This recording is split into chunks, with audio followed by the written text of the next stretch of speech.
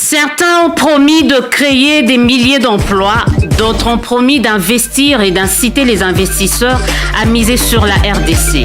2 ans après, quel a été l'apport de la diaspora congolaise dans le régime de Félix Tshisekedi? Est-elle un atout ou une épine pour le pouvoir de Kinshasa? Débat au féminin, samedi 13h30 après les infos avec Séverine Tchiminimboui, présidente de la Convention des Congolais de l'étranger. Ils sont nombreux à avoir regagné le pays après les élections de décembre 2018. Ces Congolais qui ont passé plusieurs années à l'extérieur, à l'étranger, la plupart des cas en Occident, aux États-Unis, au Canada, en Europe, étaient ou sont présentés comme l'une des chances de réussite de l'administration Tshisekedi.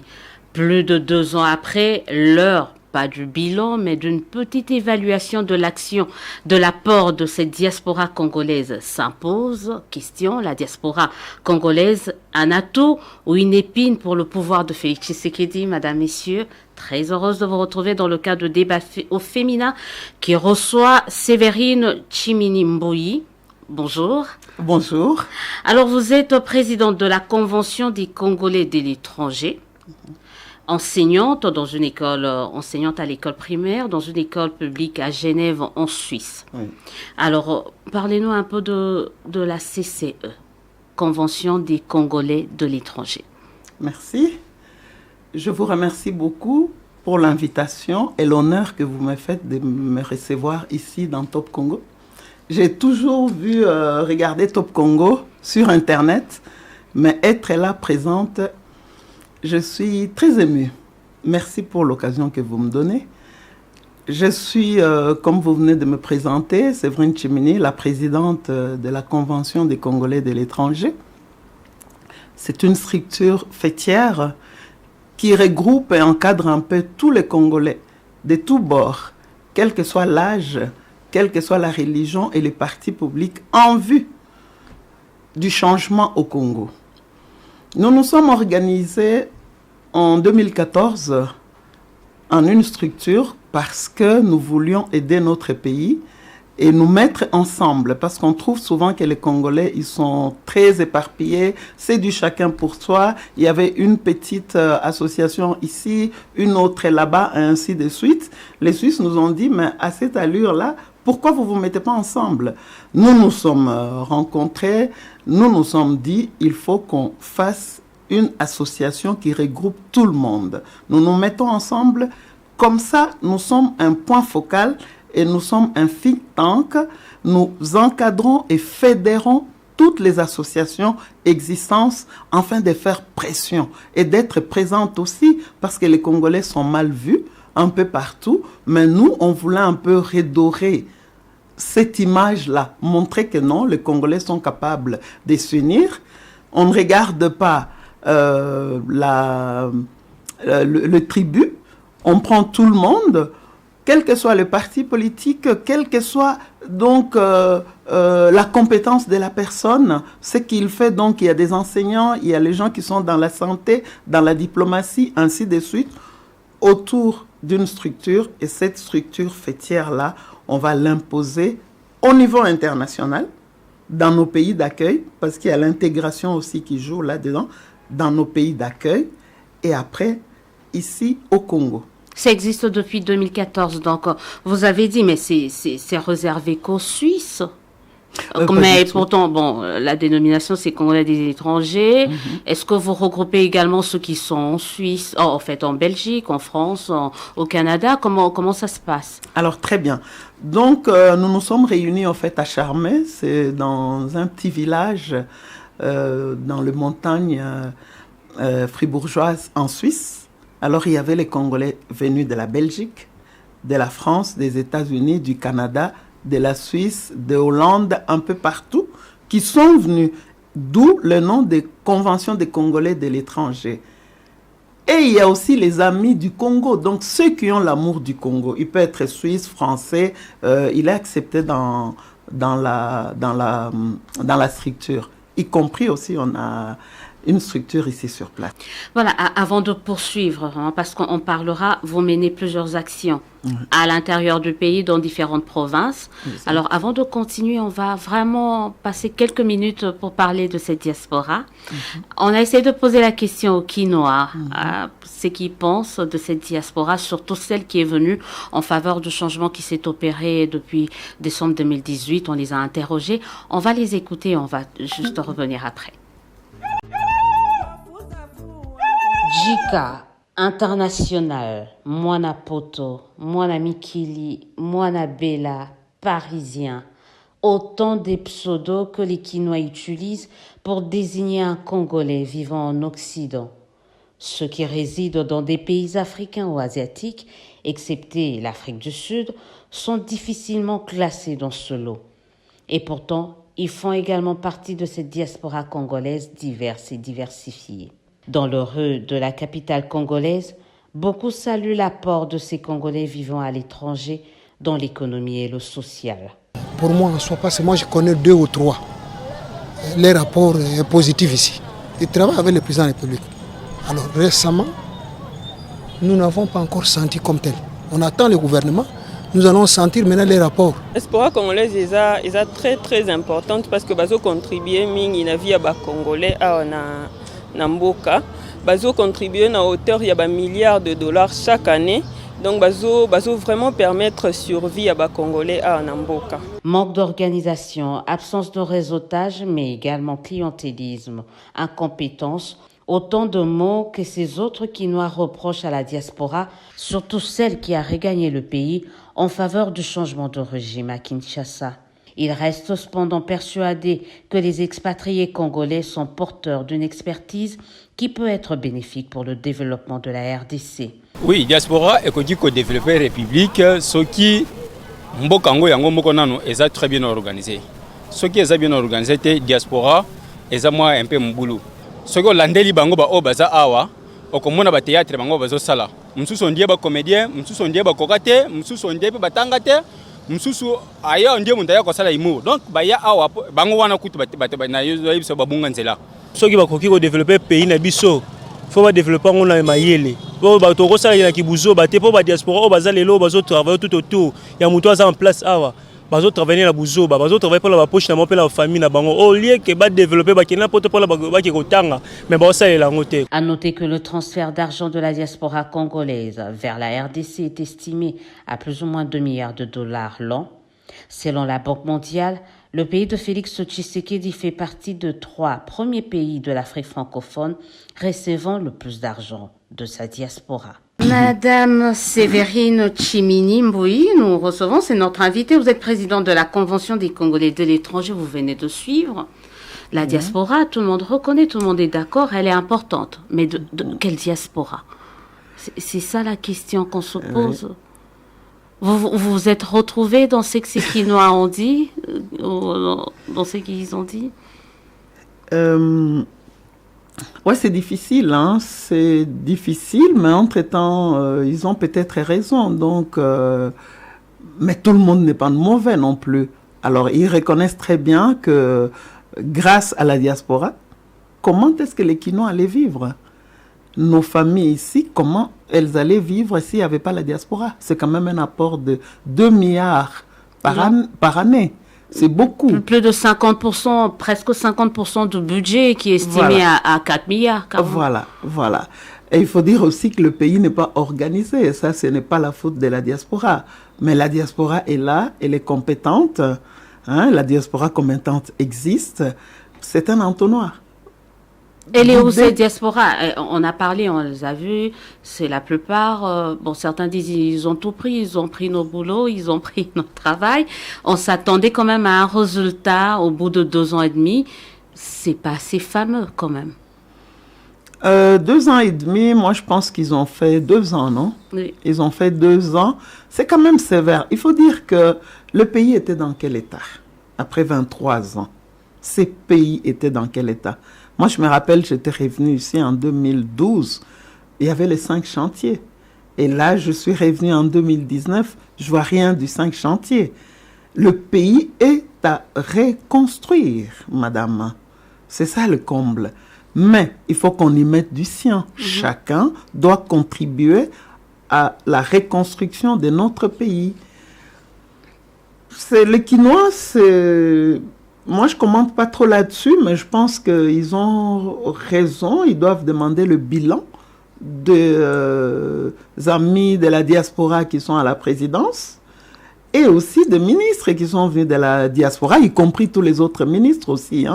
L'heure est au bilan. Il faut quand même présenter son bilan. C'était quand même une lueur d'espoir. Les gens se disaient, oui, ils viennent des pays quand même qui sont assez développés. Donc leur expertise peut participer, peut contribuer à faire avancer les choses. Certains quand même avaient promis du travail, mais ils se retrouvent eux-mêmes et ils sont peut-être le seul à avoir trouvé du travail, d'autres ont promis des investisseurs. À votre avis, pourquoi ça traîne? Pourquoi, par exemple, on n'a pas d'investisseurs que nos différentes diasporas ont ramené ici? Alors, le changement est là. Moi, je félicite quand même son Excellence, le président de la République, parce que il a dit changement et on voit les changements.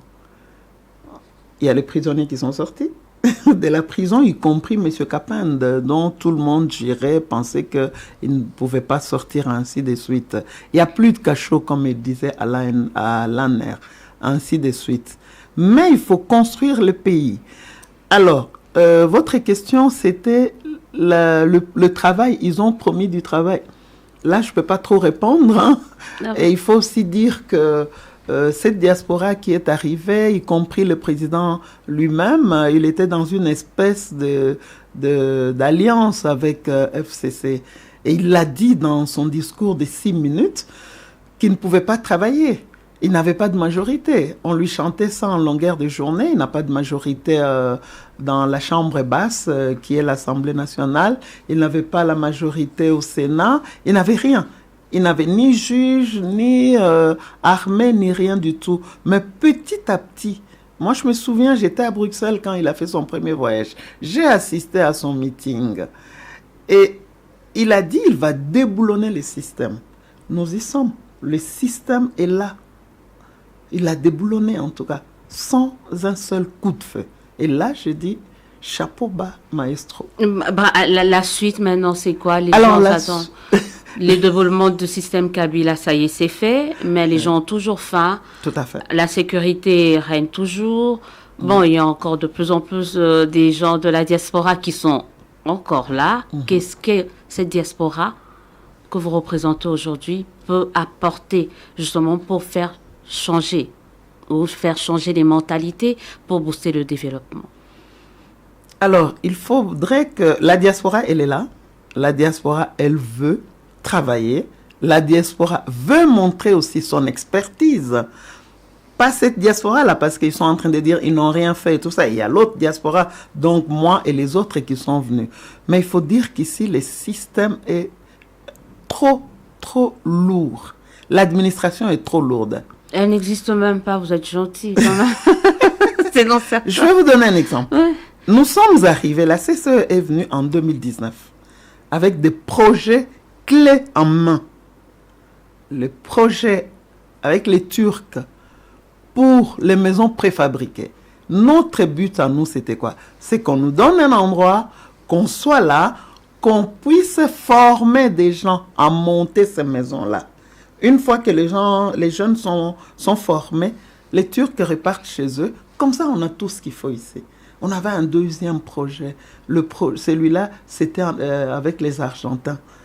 Alors, ils devraient nous apporter les engins pour l'agriculture, pardon. On devrait... il y avait plusieurs projets là-dedans. On voulait ouvrir des écoles, des finances, pour former les gens gratuitement ici. Mais qu'est-ce qui s'est passé? On arrive ici, on nous dit, allez, aujourd'hui, non, demain, ainsi de suite, guichet unique. Et jusque-là, on n'a toujours pas notre société qui existe. Donc, ce n'est pas toujours de notre faute. Il faut qu'on allège le système. Nous, la CCE, nous sommes un laboratoire d'idées. Nous sommes disposés à travailler pour notre pays, pour redorer un peu l'image du Congolais. Quand nous sommes à l'Occident, en Suisse, en Belgique ou en France, quand nous allons dans des supermarchés, on ne trouve pas un produit congolais.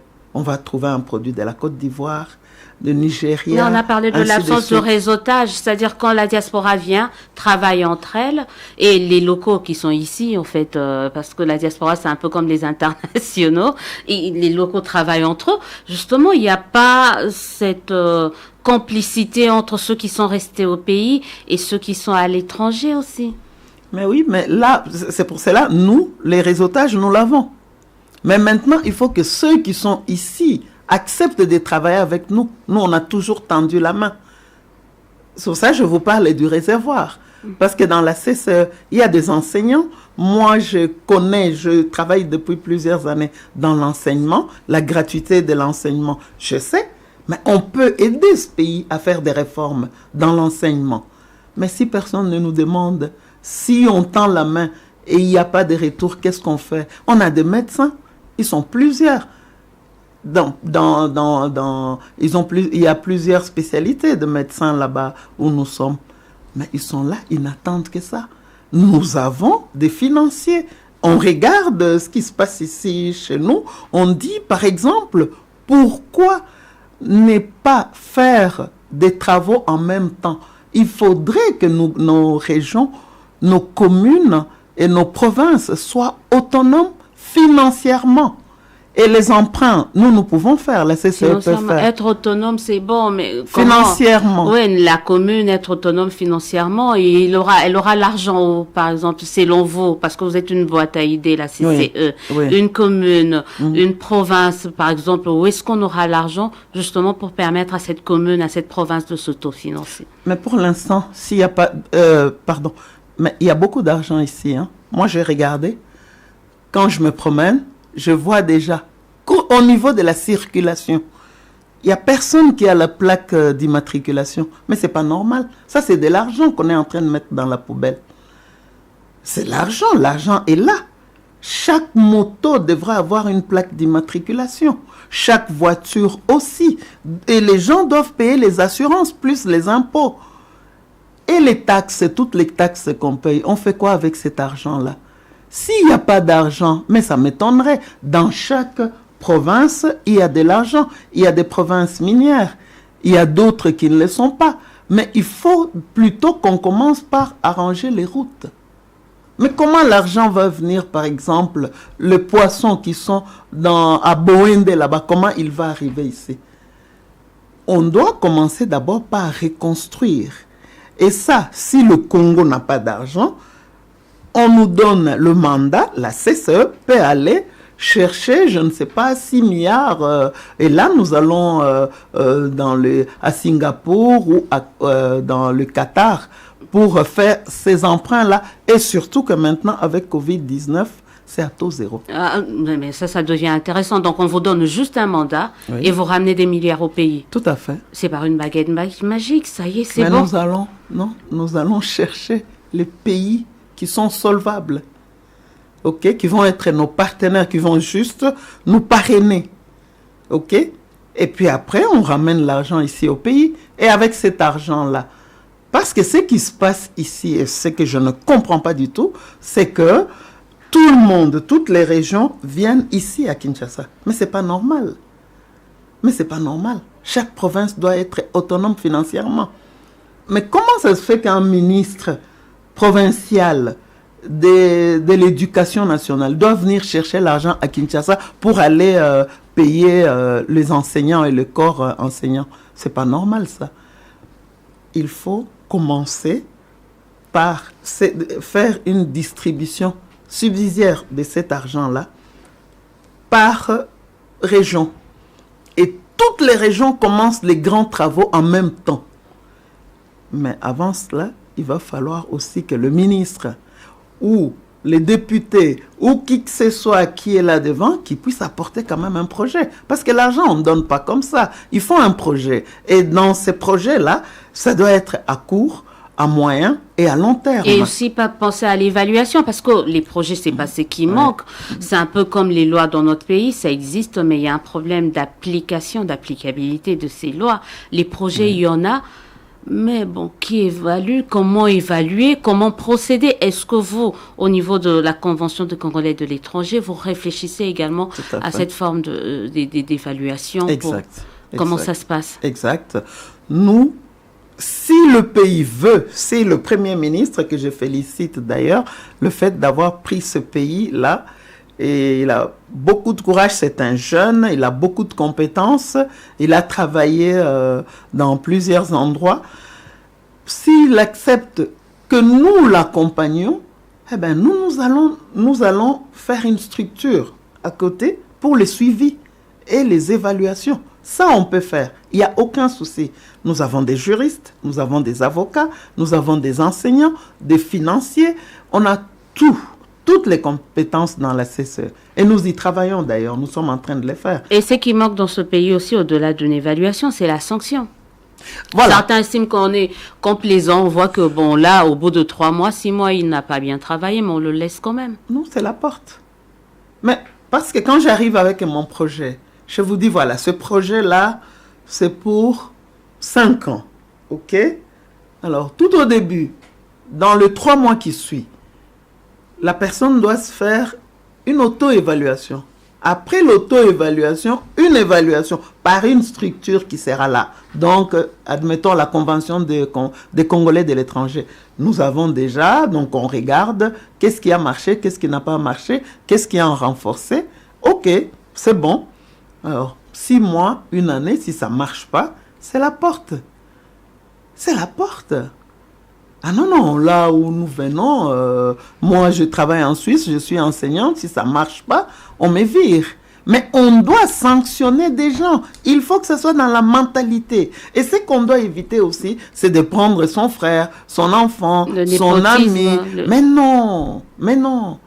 Moi, on travaille, d'abord au travail, on ne doit pas travailler avec le membre de sa famille. Ça doit être un premier principe, vous pensez, oui. Dans le travail. Ne mélangez pas travail et famille. Et famille, à moins qu'il y ait compétence. S'il y a la compétence, oui, mais il ne faut pas que le bureau soit rempli de membres de la famille. Mais on doit aller chercher des perles rares, des compétences. On ne peut pas... Bon, on peut. Hein. Moi, aujourd'hui, je dis, si on me prend, on me met, par exemple, comme ministre de l'économie, moi, je vais m'entourer des spécialistes. On risque de ne pas vous prendre parce qu'il y a trop de recommandés. C'est la politique un peu ici. Ah non, mais c'est pour ça que ça ne marche pas. C'est pour ça que ça ne marche pas.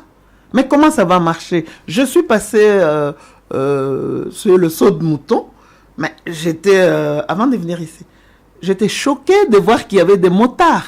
J'ai dit, mais il y a un spot qui dit que les motards ne doivent pas monter. Mais là, s'il y avait un policier, ben, il fallait sanctionner tous ces gens-là. Ils payent les amendes et c'est tout de suite. Il n'y a rien à discuter. Il n'y a rien à discuter. Mais il faut sanctionner. Comment nous irons de l'avant? Il faut changement de mentalité. C'est qu'on doit vraiment, il faut que la justice soit forte. Et pour ça, il faut certaines réformes aussi. Il faut que la justice soit forte. Il faut qu'il y ait aussi ce sens-là de travail. Et aussi qu'on puisse éradiquer la corruption. La corruption, tout à l'heure, quand on préparait cette émission, vous m'avez raconté la petite anecdote sur votre arrivée au niveau de l'Éthiopie. Vous arrivez, il y a le Wi-Fi, mais quand vous arrivez, vous atterrissez à Njili. Oui, moi j'ai quitté Genève, il y a le Wi-Fi, j'arrive, c'est quand même un pays africain, hein. J'arrive en Éthiopie, ben, je pouvais lire mes emails et tout. C'était tranquille. J'arrive en Djili, il n'y a rien. Mais ça, c'est choquant quand même, des choses comme ça. Pourquoi il n'y a pas? Moi, je me souviens à l'époque, on me parlait de la fibre optique. C'est la fibre optique qui fait vivre le monde entier. Mais un grand pays comme celui-là, pourquoi il n'y a pas? Et les spécialistes, on les a. Nous avons des spécialistes en la matière. Donc, il faudrait penser quand même, penser développement, il faut penser à faire le minimum, c'est-à-dire avoir l'Internet à haut débit. C'est la moindre chose qu'un pays doit avoir. Je ne sais pas comment vous faites pour travailler ici. S'il n'y a pas Internet, il faut aussi qu'il y ait l'électricité. Hein. Mais ça, c'est vraiment le minimum que tout un peuple, où que ce soit, doit avoir. Et ça va faire venir quand même les investisseurs aussi, parce qu'il faut préparer. Hein. Moi, je remercie ces investisseurs-là qui sont déjà dans notre pays. Ils sont nombreux pour le courage, pour ce qu'ils sont en train de faire. Je dis bravo à eux, mais nous devrons ouvrir. Par exemple, nous les Congolais, nous sommes là. Nous, si on nous dit aujourd'hui, on peut faire une levée de fonds aussi, ça j'ai oublié de le dire. La diaspora peut faire une levée de fonds. Allez, on est 10 millions. Si on dit que chaque Congolais donne $1000 par Congolais, ça fait combien? Ça fait beaucoup d'argent. Pourquoi vous ne le faites pas? Mais pour autant faites-le, que nous soyons actionnaires. Si on nous dit, voilà, l'Amiba est là. Alors, l'Amiba est là, nous voulons faire redémarrer l'Amiba. Mais si vous apportez votre capital, vous allez être actionnaire là-dedans. Moi, je ne dirais pas non. Là, je camine pareil. Mais pour autant que les Congolais soient actionnaires. Nous voyons tous les projets qui se font ici. D'ailleurs, on ne sait pas comment l'offre se fait, ni la demande, mais tout d'un coup, on voit, ces sociétés telles. Les gens ne sont pas... voilà, mais on n'est pas informé. Mais ça l'appel d'offres. L'appel d'offres, il se fait comment? Et déjà, quand on lit l'appel d'offres, on est déjà exclu. Les Congolais sont exclus. Mais par où doit commencer ce changement pour une plus grande implication? On voit que vous avez des idées qui peuvent changer les choses, à faire démontrer qu'il y a l'expertise au niveau de la diaspora.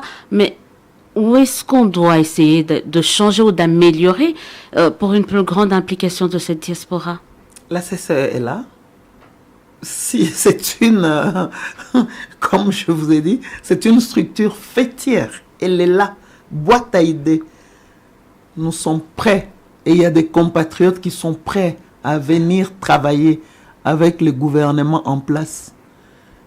Il y avait, je ne sais pas s'il y a encore, un ministère des Congolais de l'étranger. Pourquoi pas donner ce ministère-là aux Congolais vivant à l'étranger? Nous allons bien représenter le pays. C'est comme un peu ceux de la culture demandera, c'est qu'un ministre de la culture soit quelqu'un de la culture, que le ministre de la santé soit un médecin. Tout le monde demanderait cela, en fait, pour son ministère. Alors qu'on peut bien faire bouger aussi les choses autrement. Tout à fait. On peut faire bouger aussi les choses autrement dans la diplomatie, par exemple. Et dans plusieurs autres structures. Hein. La diaspora, la CCE est là. Si je suis venu, c'est parce qu'il y a consultation. Initiée cette fois-ci par le Premier ministre. Alors je viens avec nos idées de la CCE et en disant, la CCE est ouverte, elle aimerait faire partie prenante de ces développements. Nous voulons développer notre pays. Nous sommes un think tank. Nous avons travaillé à l'extérieur du pays.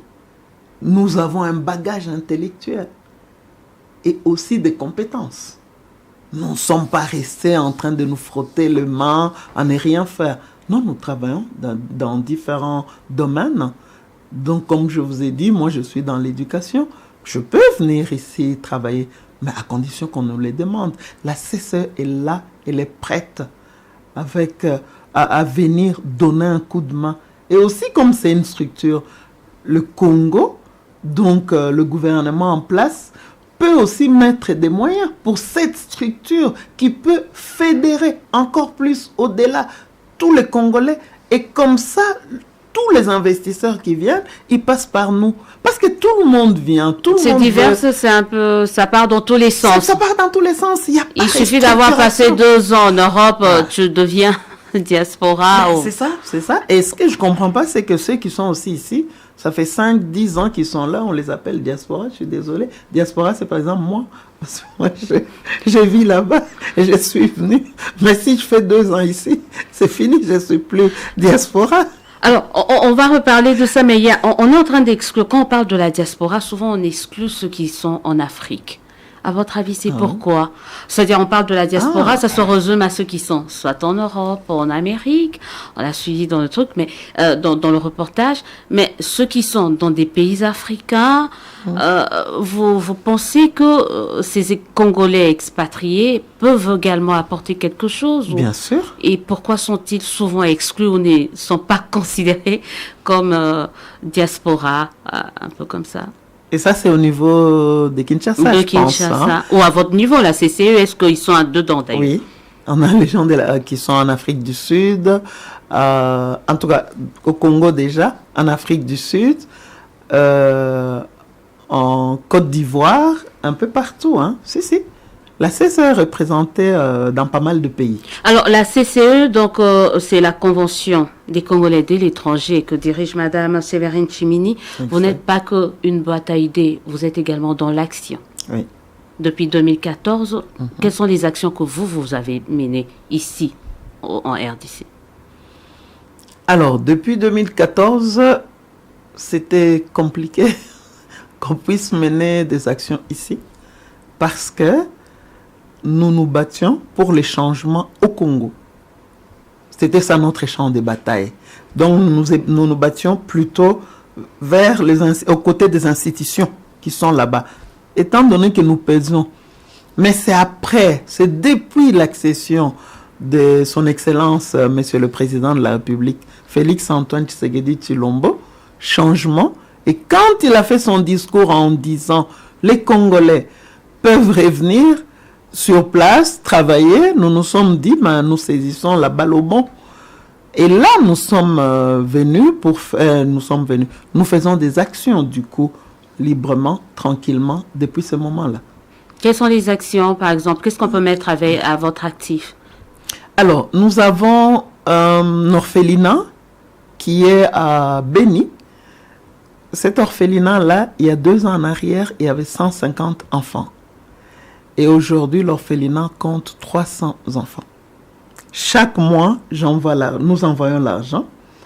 Mais nous ne pouvons pas tout faire parce qu'en plus, les pauvres, les orphelins sont là, ils louent une maison, ils n'ont pas de moyens, il n'y a rien. Il y a une maman des anges que je salue en passant, qui est là, qui a pris tous ces lourds fardeaux-là. Nous essayons d'envoyer à manger. Chaque mois, on envoie à manger. Quand c'est la rentrée scolaire, quand c'est Noël, on essaye d'envoyer. La rentrée scolaire, on envoie les fournitures scolaires. Quand c'est le Noël, on essaye d'envoyer un petit quelque chose. Vous intervenez également dans le domaine des violences ou de violences sexuelles, surtout au niveau de Kasaï. Exact. Donc, on aide aussi les femmes violées du Kasaï. L'affaire Kamwena Sapou, qui en parle? Bon, j'ai entendu que le procès va bientôt s'ouvrir. Ça redémarrer, ça fait plaisir. Mais les femmes sont là. Elles sont abandonnées à elles-mêmes. Et ce qui m'a choqué, on m'a dit mais je suis en train de faire les investigations là-dessus, je ne peux pas vous donner le nombre exact, mais il y a plus de femmes violées en nombre dans le Kasaï, à Kananga, qu'à l'est du pays. Et là, on est aussi en contact, on essaye d'envoyer des vêtements, de quoi vivre, ainsi de suite. Moi, je suis aussi, ça c'est mondial, hein, une plateforme qui aide vraiment les femmes, hein, les femmes qui subissent des violences sexuelles ou autres violences. Donc, on intervient aussi là-dedans. On n'oublie pas aussi les enfants. Les enfants, c'est vraiment mon domaine, hein, de l'éducation. On aide aussi ici à Kinshasa, on donne des masques, on donne des fournitures scolaires aux orphelins, aux enfants, au marché. On essaye parce que c'est ça notre action. Avant, on pouvait tout faire. Depuis l'étranger, on n'avait pas la possibilité. Donc, on organisait des conférences dans plusieurs villes européennes. Mais depuis 2018, nous sommes venus ici. On a organisé une conférence sur les opportunités d'investissement en République démocratique du Congo. Et là, les Congolais d'ici qui sont venus, ils ont adhéré à ce que nous faisons. Et du coup, il y a une structure sur place qui est là, avec laquelle nous collaborons. Donc, pour répondre à votre question de tout à l'heure, quand vous étiez en train de dire que, voilà, il n'y a pas ce mélange-là. Non, nous, il y a le mélange, parce que ça sert à quoi d'être en Europe et négliger ceux qui sont ici? Non, la solidarité entre nous, ça c'est un des objectifs de la CSE, entre nous, à l'Occident, en Afrique, en Europe, et la solidarité envers la mère patrie. C'est cela que nous sommes en train de faire. C'est ça nos actions. Il y a aussi l'école en Mbuji-Mayi. Cette école primaire-là, ça nous a tellement fait mal au cœur, parce que l'école primaire, au fait, il y avait qu'un mur, un seul mur. Ben, une maison, c'est quand même 4 murs, hein? Mais il n'y avait qu'un seul mur. Et puis, on a dit, ben, on doit faire quelque chose. On a reconstruit les murs. Et par après, on a essayé d'acheter le banc pour cette école-là. Et après, on nous a dit que les enfants devaient payer 300 francs. Chaque enfant devait apporter 300 francs, étant donné que les enseignants ne sont pas payés. Oh là là, quel choc. C'est quand même la gratuité de l'enseignement. Mais qu'est-ce qui se passe? On nous a dit, oui, sinon les enseignants, ils ne donnent pas cours. Alors, ce que nous avons convenu avec la directrice, c'est qu'on puisse nous payer l'indemnité à la directrice et aux enseignants et qu'ils ne puissent pas demander aux enfants. Alors, depuis la rentrée scolaire, nous intervenons dans cette école-là de Mbuji-Mayi. Chaque mois, on envoie l'argent. Sans oublier que pendant, à la rentrée scolaire, nous avions envoyé les fournitures scolaires, cahiers, bics, ainsi de suite. Et nous aidons aussi, parce que moi, ce qui m'a étonné aussi, c'est de voir les enfants pieds nus. J'ai dit, mais pourquoi ils sont pieds nus? Ils n'ont pas de chaussures. Alors du coup, nous avons acheté des chaussures pour les enfants, mais nous sommes dit, là, on est en train de donner, ça ne va pas, il faut qu'on fasse quelque chose. Il faut peut-être mieux structurer à un certain moment, il faut que l'État puisse prendre le relais. C'est ça, c'est ça. Sinon, ce sont des enfants qui vont avancer et puis peut-être arriver à un certain niveau, ils ne sauront plus aller. Donc, il faut qu'on puisse quand même structurer. Mais là, on est en train de voir que votre structure, la Convention des Congolais de l'étranger, mène vraiment des actions. Sur le terrain, on va peut-être très bientôt terminer avec cette émission. Parlons toujours de cette diaspora, des premières mesures qui ont été prises par le président de la République en faveur de cette diaspora. Est une réussite quand même. Vous pouvez venir au pays sans inquiétude quand même. Comment ça se passe? Oui, très bien. Le président avait pris comme mesure que les Congolais viennent. Et en arrivant, avec ou sans visa, ils avaient la possibilité de prendre le visa à l'aéroport. Alors, c'est ce qui m'est arrivé. Les Congolais viennent. S'ils ont de visa, tant mieux. Mais s'ils n'en ont pas, ils prennent. Mais j'étais à l'aéroport de Genève. J'arrive, on me demande le visa. Je n'avais pas de visa, étant donné que j'ai un passeport étranger. Comme je n'avais pas, on m'a demandé de prouver que j'étais congolaise. Mon nom ne suffisait pas, ma date de naissance, l'endroit ne suffisait pas. Ce qui m'a sauvé, c'est cette feuille, la lettre écrite, la demande d'audience au Premier ministre. Et ça m'a sauvé parce qu'ils ont vu Convention des Congolais de l'étranger. Ah tiens, vous êtes congolaise. Et arrivé à l'aéroport, il n'y a pas de souci, on paye, on a tout de suite. Donc en amont, il faut quand même mettre en place des mécanismes justement pour que d'autres ne subissent pas. Parce que là, vous aviez le document, oui, quelqu'un d'autre non. Non, mais nous insistons, nous aimerions, parce que ça, le président l'a dit, nous aimerions avoir une double nationalité. Il faut réviser la Constitution. On va réviser cette Constitution. C'est un sujet. On doit réviser la Constitution. On peut pas faire l'omelette sans casser les œufs. Nous devons avoir double nationalité. Ce discours, vous l'auriez tenu il y a 3 ans, réviser et casser les œufs pour faire des omelettes. Il y a 3 ans en arrière, le gouvernement qui était en place, ils ont fait 18 ans. Hein. Ils ont fait 18 ans.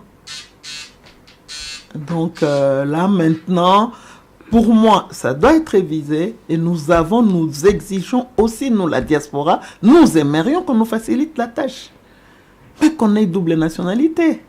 Mais j'ai payé quand même. Moi, je suis venu pour une semaine. Mais j'ai payé $90. C'est beaucoup $90. $90, je pouvais donner combien d'enfants ici pour qu'ils se nourrissent?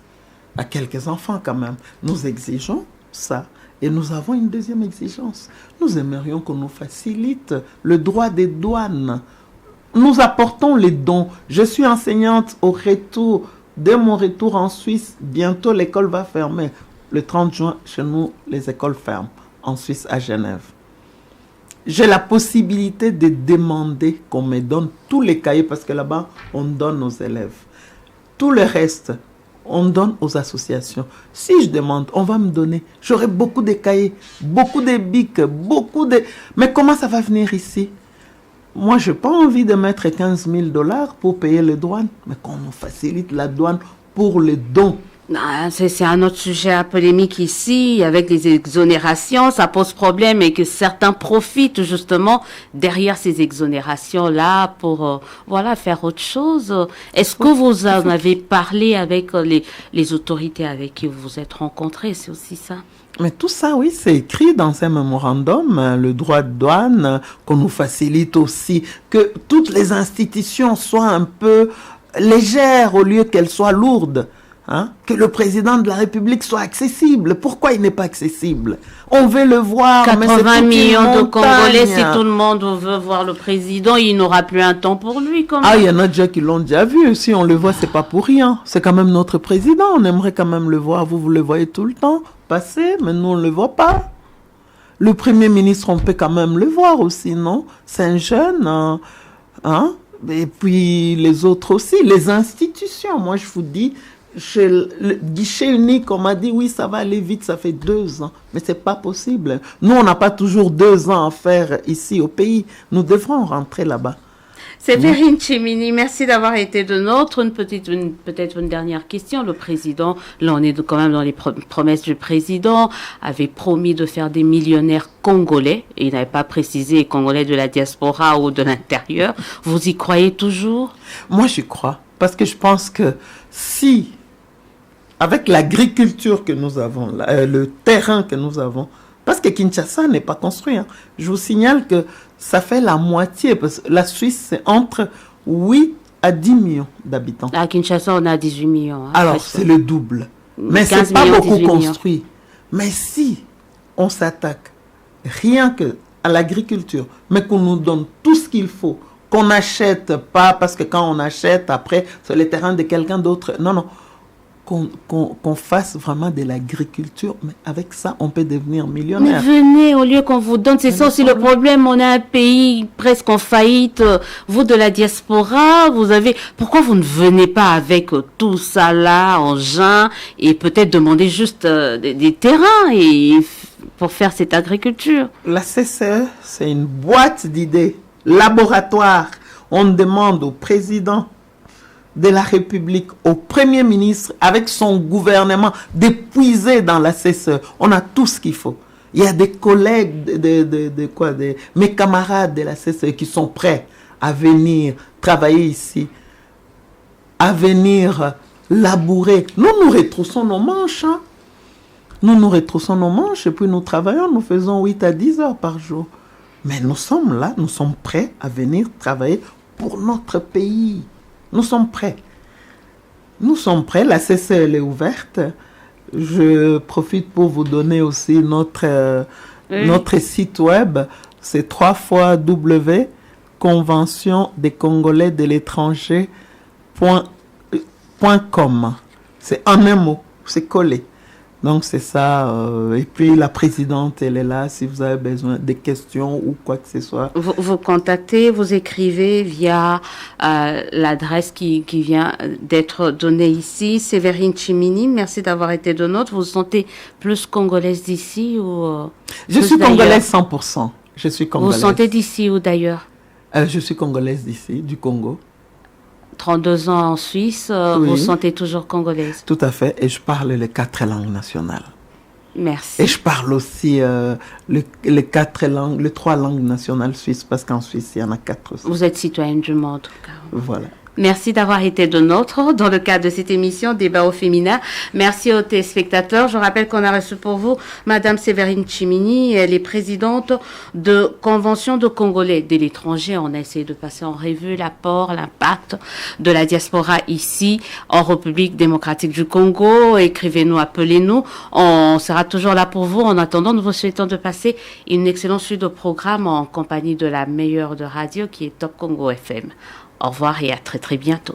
Certains ont promis de créer des milliers d'emplois, d'autres ont promis d'investir et d'inciter les investisseurs à miser sur la RDC. 2 ans après, quel a été l'apport de la diaspora congolaise dans le régime de Félix Tshisekedi? Est-elle un atout ou une épine pour le pouvoir de Kinshasa? Débat au féminin, samedi 13h30 après les infos avec Séverine Tchimini Mboui, présidente de la Convention des Congolais de l'étranger.